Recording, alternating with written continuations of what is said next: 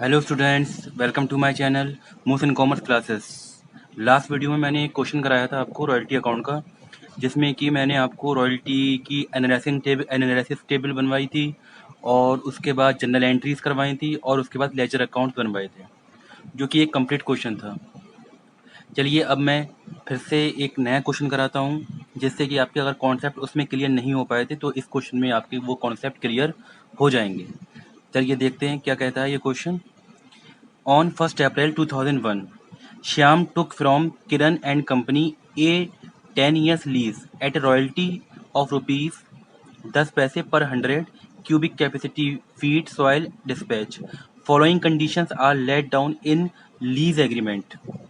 क्या कह रहा है ये कि जो 1 अप्रैल 2001 को कोई श्याम कंपनी है जो कि किरण से वो एक ज़मीन जो है लीज पर ले रही है। यानी कि हमारे यहाँ पर लेसी कौन हो गए, जो किराएदार हैं वो हैं श्याम, और जो लैंडलॉर्ड है, जो ज़मीन का मालिक है, वो कोई किरण है।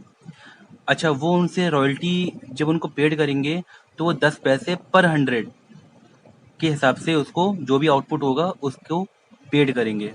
Following conditions are laid down in lease. क्या है? मिनिमम रेंट जो देना है उनको 2,000 रुपये एवरी ईयर, यानी मिनिमम जो रेंट देना है उनको 2,000 रुपये हर साल देना है, minimum rent. Short working of any year, अगर किसी साल में शॉर्ट वर्किंग होती है, recoup can be recouped from surplus in the subsequent 3 year, जो कि रिकूब की जा सकती है अगले 3 सालों में। यानी कि अगर किसी भी साल में शॉर्ट वर्किंग हुई तो वो नेक्स्ट 3 ईयर्स तक क्या की जा सकती है, रिकूब की जा सकती है। सब्सिक्वेंट का मतलब होता है नेक्स्ट, यानी कि अगले 3 सालों तक उसको वसूल किया जा सकता है। ये हमें आउटपुट दे रखा है, क्या क्या दे रखा है। 1-2 में जो हुआ वो 0, यानी कि पहली साल कुछ हुआ ही नहीं। 2-3 में 9 लाख हुआ, फिर 3-4 में 28 लाख, उसके बाद देखिए 4-5 में 15 लाख, 5-6 में 25 और 6-7 में 24 लाख हुआ। उसके बाद देखिए क्या कहता है question. From the above information prepare general entries necessary ledger accounts in the books of Shyam accounting year and 31 March every year. यानी कि हमें इसमें जनरल एंट्रीज बनानी है और लेजर अकाउंट बनाने हैं। ठीक है, देखिए स्टार्ट करते हैं। इसके लिए हमें सबसे पहले बनानी होगी एनालाइजिंग टेबल। एनालाइजिंग टेबल में क्या होता है कि उसके बेस पर ही हम जनरल एंट्रीज और लेजर अकाउंट बना पाएंगे। और ये जो एनालिसिस टेबल बनाता है वो कौन बनाता है? लेसी बनाता है अपनी अकाउंटिंग करने के लिए। चलिए देखते हैं।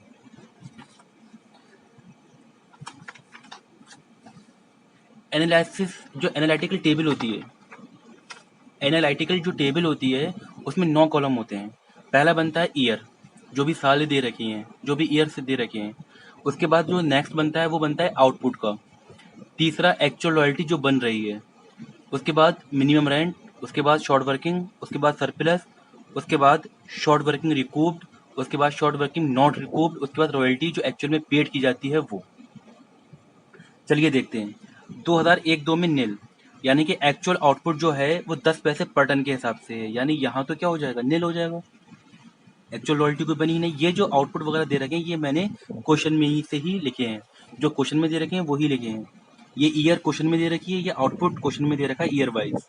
हमारा सॉल्यूशन यहीं से स्टार्ट होता है कि हम आगे क्या करना है। अब सबसे पहले हम निकालेंगे एक्चुअल रॉयल्टी। देखिए 10 पैसे पर टन, 10 पैसे पर 100 क्यूबिक फीट के हिसाब से निकालनी है, जो कि नील आ रही है क्योंकि यहाँ पर जीरो है, क्योंकि यहाँ पर जो है जीरो है। उसके बाद देखिएगा 9 लैक्स जो हमें दे रखी है 10 पैसे पर टन के हिसाब से। एक्चुअल रॉयल्टी कैसे, हम अगर रफ वर्क देखें तो ये कैसे कैलकुलेट होगा। देखिए ये रफ वर्क है, मैं यहीं दिखा दे रहा हूँ उसको कैसे निकलेगा। देखिए 9 लाख का है आउटपुट, 10 पैसे पर टन का मतलब ये हो गया कि अगर हम इसे रुपीज में कन्वर्ट करें तो 10 लिखेंगे। पर 100 का मतलब ये इसे 100 से डिवाइड भी करना है। तो ध्यान दीजिए, एक 2 जीरो से ये 2 जीरो कैंसिल हो रहे हैं। 10 पैसे की मल्टीप्लाई अगर मैं 9,000 से करूंगा तो ये आ जाएगा हमारा 900। ठीक है, यानी कि क्या समझ में आया, अगर हम 10 पैसे पर 100 के हिसाब से निकाल रहे हैं तो हमारे अल्टीमेटली कितने जीरो कम हो रहे हैं? 3 जीरो कम हो रहे हैं। देखिए तो ये हमारा जो पहला रॉयल्टी आई वो बनी 900 रुपीज़ की। फिर देखिए नेक्स्ट हमें दे रखा है 28 लाख का आउटपुट, तो 10 पैसे के हिसाब से पर क्यूबिक कैपेसिटी और 100 रुपये पर 100 आउटपुट के हिसाब से। फिर 2 जीरो कैंसिल हो जाएंगे। फिर 10 से 0.10 का मतलब ये होता है जब 28,000 से मल्टीप्लाई करेंगे तो ये आ जाएगा 2800। अल्टीमेटली फिर क्या हुआ, 3 जीरो हट गए, जो 2800 बचा। तो अगर हम देखा जाए टाइम बचाने के लिए हमें अब ये पता चल गया 3 जीरो हटना है, तो हम एक सिंपल वे में इसको ऐसे भी कर सकते हैं कि हर जो आउटपुट दे रखा है उसमें से 3 जीरो कैंसिल कर दें, हमारी एक्चुअल रॉयल्टी की अमाउंट आ जाएगी। या फिर आप जैसे कैलकुलेशन करना चाहें वैसे कर लीजिए। तो यहाँ पर हमारा आया 1500, यहाँ पर आएगा हमारा 2500 रुपये, और यहाँ पर आएगा हमारा 2400 रुपीज़। ठीक है, ये हमारी एक्चुअल रॉयल्टी आ गई। अब हम बात करें मिनिमम रेंट की। तो मिनिमम रेंट जो है मिनिमम रेंट जो है वो हमें दे रखा है 2000 रुपये। क्वेश्चन में दे रखा है, देखिए एक कंडीशन दे रखी है क्वेश्चन में कि जो मिनिमम रेंट है वो 2000 रुपये एवरी ईयर है। 2000 रुपये एवरी, यानी कि कम से कम हमें 2000 रुपये किराया देना ही पड़ेगा। किसको? लेसी को, जो श्याम है उनको देना ही पड़ेगा। तो यानी कि 2000 रुपये ये क्या हो गया, मिनिमम रेंट, जो कि हर साल देना ही देना है इन्हें। तो ये सारे ही ईयर में 2000 रुपये के हिसाब से मिनिमम रेंट शो होगा, यानी कि आएगा। आ गया। उसके बाद हम कैलकुलेट करेंगे शॉर्ट वर्किंग। शॉर्ट वर्किंग हमारी कब होती है? शॉर्ट वर्किंग हमारी जब क्रिएट होती है जब हमारी एक्चुअल लॉयल्टी मिनिमम रेंट से कम होती है। तो एक्चुअल लॉयल्टी में से अगर हम मिनिमम रेंट माइनस करें तो हमारी क्या हो जाएगी, शॉर्ट वर्किंग आ जाएगी। अगर एक्चुअल लॉयल्टी क्या है, कम है, तो सरप्लस आने का सवाल ही नहीं है। अच्छा, एक्चुअल लॉयल्टी 0 है तो मिनिमम रेंट कितना है, 2000 है, तो हम 0 में से 2000 माइनस करेंगे तो कितना आएगा, 2000 ही आएगा। तो यानी कि जेब से, यानी कि उस एक्चुअल लॉयल्टी बनी ही नहीं कुछ, लेकिन मिनिमम रेंट उसे कितना देना पड़ रहा है, लेसी को 2000 रुपये, यानी उसके जेब से कितने गए, 2000 रुपये गए। उसके बाद देखिए यहाँ पर कितनी है एक्चुअल लॉयल्टी, 900। तो एक्चुअल लॉयल्टी कम है, मिनिमम रेंट ज़्यादा है, तो शॉर्ट वर्किंग आएगी। तो कितना बचा, ये बचा आपका 1100, यानी 1100 हमारे क्या हो जाएगी, शॉर्ट वर्किंग हो जाएगी। नेक्स्ट देखिए, अब हमारी जो एक्चुअल लॉयल्टी है वो है 2800 रुपये, लेकिन मिनिमम रेंट कितना है, 2000 रुपये। तो 2800 में से 2000 जब माइनस करेंगे तो शॉर्ट वर्किंग नहीं आएगी। अब क्या आएगा, अब आएगा सरप्लस, कितने का, 800 रुपये का। यानी फायदा हो गया, 2800 रॉयल्टी ज़्यादा है, मिनिमम रेंट से ज़्यादा है। अगर हमारी एक्चुअल रॉयल्टी मिनिमम रेंट से ज़्यादा होती है तो सरप्लस आता है, और अगर एक्चुअल रॉयल्टी मिनिमम रेंट से कम होती है तो हमारी शॉर्ट वर्किंग आती है।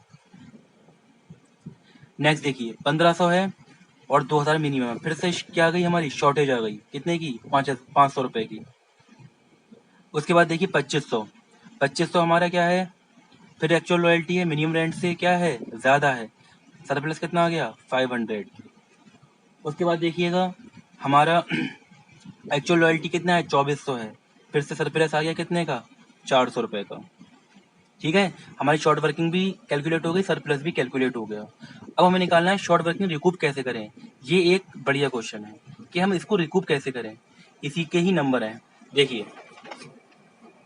शॉर्ट वर्किंग के लिए कह रहा है वो क्वेश्चन में कि short working of any year, अगर किसी भी साल में शॉर्ट वर्किंग हो रही है, can be recouped from surplus in the subsequent 3 years, यानी जिस साल में शॉर्ट वर्किंग हो रही है उसके 3 साल तक वो उस शॉर्ट वर्किंग को, उस लॉस को वसूल कर सकता है। और अगर 3 साल तक वो वसूल ना कर पाए उस शॉर्ट वर्किंग को, तो हम उस अमाउंट, बची हुई अमाउंट को हम ट्रांसफर कर देते हैं प्रॉफिट एंड लॉस अकाउंट में। चलिए करते हैं इसको। देखिए 2000 रुपये की शॉर्ट वर्किंग, 2000 रुपये की शॉर्ट वर्किंग, तो ये 2000 रुपये की शॉर्ट वर्किंग हम कहाँ कहाँ वसूल कर सकते हैं, नेक्स्ट ईयर में वसूल कर सकते थे, लेकिन नेक्स्ट ईयर में क्या है, सरप्लस है ही नहीं, तो नहीं वसूल कर पाए। फिर नेक्स्ट ईयर यानी कि सेकंड ईयर हमारा कौन सा आ रहा है, ये 800, यानी यहाँ हम उसी को वसूल कर सकते हैं, बिल्कुल कर सकते हैं। तो हमने कितना वसूल करा, 2000 में से 800 वसूल कर लिया। भाई शॉर्ट वर्किंग थी 2000, तो अगले 3 साल कौन कौन से बैठ रहे हैं, ये वाला 1100 का, और ये वाला 3-4 का, और 4-5 का, यानी कि ये वाले 2000 रुपये हम वसूल कर सकते हैं 2002-3 में, 2003-4 में, और 2004-5 में। अच्छा, यहाँ तक हमें कितने वसूल हो पाए इस 2000 में से अभी तक, 800 रुपये, क्योंकि सरप्लस हमें, हमारे पास अभी तक कितना है, 800 रुपये। 800 रुपये हमने वसूल कर लिए। लेकिन तीसरे साल में क्या है, सरप्लस है ही नहीं। अभी भी हमारे पास कितना बचा हुआ है, 800 वसूल कर लिया था 2000 में से, कितना बचा 1200। और 1200 हम वसूल नहीं कर पाए क्योंकि यहाँ लिमिट खत्म हो रही है हमारी 3 साल वाली। जब हमारी 3 साल की लिमिट खत्म हो रही है तो हमारा जो वसूल करने का था नहीं कर पाए, तो बाकी बच्चों को हम कहाँ ट्रांसफर कर देंगे, अनरिकूप्ड में। क्या ये बात समझ में आई? फिर देख लीजिए, 2000 रुपये की शॉर्ट वर्किंग थी, इसको हमें वसूल करना है नेक्स्ट 3 ईयर्स में, यहाँ तक यानी कि इस साल तक, 4-5 तक। तो 2-3 में नहीं कर सकते क्योंकि सरप्लस नहीं है। 3-4 में हमने करा क्योंकि सरप्लस 800 था, मैक्सिमम हम 800 कर सकते थे, 800 का वसूल करा। उसके बाद देखिए नेक्स्ट, देखिए 4-5 में, 4-5 में सरप्लस है ही नहीं, तो 2000 में से 800 ही वसूल हो पाया था, तो बाकी का बच्चे को कहाँ पहुंचा दिया हमने, नॉट रिकूप्ड में, यानी कि 1200 रुपये का। चलिए अब हम बात करते हैं इस 1100 रुपये की जो शॉर्ट वर्किंग हुई है। ये वाला जो 1100 रुपये हम कहाँ तक वसूल कर सकते हैं, नेक्स्ट 3 ईयर्स। और इस 1100 की जो नेक्स्ट 3 ईयर्स बैठ रहे हैं वो बैठ रहे हैं 3-4, 3-4 बैठ रहा है, 4-5 बैठ रहा है, और 5-6 बैठ रहा है। यानी ये जो 1100 रुपये हम यहाँ तक वसूल कर सकते हैं। देखिए इस 1100 को हम इस 800 से वसूल नहीं कर सकते क्योंकि 2000 रुपये ऑलरेडी, 2000 रुपये से पहले ही एडजस्ट हो चुकी है ये 800, यानी इसको हम नहीं देख पाएंगे। 1100 के बाद यहाँ तो सरप्लस आया ही नहीं था, लेकिन इत्तेफाक से 5-6 में हमारा सरप्लस हुआ 500, ये हम वसूल कर सकते हैं। हमने इस 1100 में से 500 वसूल कर लिया, यानी कि एडजस्ट कर लिया। यानी कि अब हमारा ईयर भी खत्म हो रहा है तीसरा, क्योंकि हम 3 साल तक वसूल कर सकते थे, और 5-6 में खत्म हो रहा है इसका टाइम पीरियड। तो यानी कि ये जो 500 हमने वसूल किया है, तो 1100 में से 500 गया, कितना बचा, 600 रुपये। ये 600 रुपये पहुंच जाएगा अनरिकूव्ड में, ये 600 रुपये पहुंच जाएगा अन, ये वाला जो 600 है ये हमने पहुंचा दिया अनरिकूव्ड में। यानी 1100 की जो लिमिट थी वो 3 साल तक की यहाँ तक पूरी हो चुकी। अब हम ये वाला लेंगे नेक्स्ट ईयर का। 3-4 में शॉर्ट वर्किंग आई नहीं है, 4-5 में हुई है, 500 रुपये की हुई है। तो ये 500 रुपये की लिमिट कहाँ तक है, यानी कि हम इसे 5-6 में वसूल करेंगे, 6-7 में वसूल करेंगे, और नेक्स्ट ईयर अगर 7-8 होता तो उसमें वसूल करते, लेकिन वो है ही नहीं। यानी कि यहाँ पर जो हमारा सरप्लस जो है इस 500 से वसूल नहीं कर सकती। क्यों? क्योंकि ये ऑलरेडी एडजस्ट हो चुका है इस 1100 से। लेकिन इस 500 से ये वाला हम 400 वाला तो क्या कर सकते हैं, एडजस्ट कर सकते हैं 400। लेकिन अभी भी जो है हमारे पास क्या है, 500 में से हो सकता है नेक्स्ट ईयर में हमें फायदा हो, तो हम इसे अनरिकूव्ड में नहीं डालेंगे। यानी कि कितना गया, 500 में से 400 हमारा क्या हो गया, रिकूव्ड हो गया।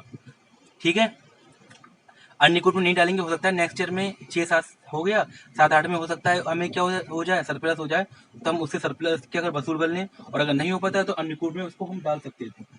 चलिए, ये हमारा शॉर्ट वर्किंग रिकूव्ड और अनरिकूव्ड भी कैलकुलेट हो गया। अब हम बात करते हैं रॉयल्टी पेड। अब हम रॉयल्टी पेड कैसे निकालें। देखिए एक्चुअल रॉयल्टी हमारी थी कितनी, 0, लेकिन हमें मिनिमम रेंट कितना पेड करना है, मिनिमम देना ही देना कितना है, 2000। तो यहाँ हम पेड करेंगे 2000 रुपये 1-2 में। उसके बाद देखिएगा नेक्स्ट ईयर में 2-3 में हमारी एक्चुअल रॉयल्टी बनी कितनी, 900 रुपये की। लेकिन शॉर्ट वर्किंग कितनी है, शॉर्ट वर्किंग की वजह से 2000, अब ये 900 रुपये जो है जो रॉयल्टी बन रही है वो मिनिमम रेंट से कम है। जब मिनिमम रेंट से कम ही बन रही है तो जाहिर है हम किसको देखेंगे, मिनिमम रेंट को देखेंगे, कितना, 2000 रुपये, ये हमें पेड करना है। उसके बाद देखिएगा अब हमारे 2800 रुपये है। 2800 में देखो मिनिमम रेंट से ज़्यादा है, मगर हमारी जो एक्चुअल रॉयल्टी है वो मिनिमम रेंट से ज़्यादा है। कितनी ज़्यादा है, 800 का जो हमने सरप्लस करा। यानी देखो ध्यान दो, हमारी एक्चुअल रॉयल्टी है 2800, ये हमें पेड करना थी। लेकिन हम ये देखेंगे क्या इसमें से हमने कुछ कुछ क्या रिकूप कर ली है।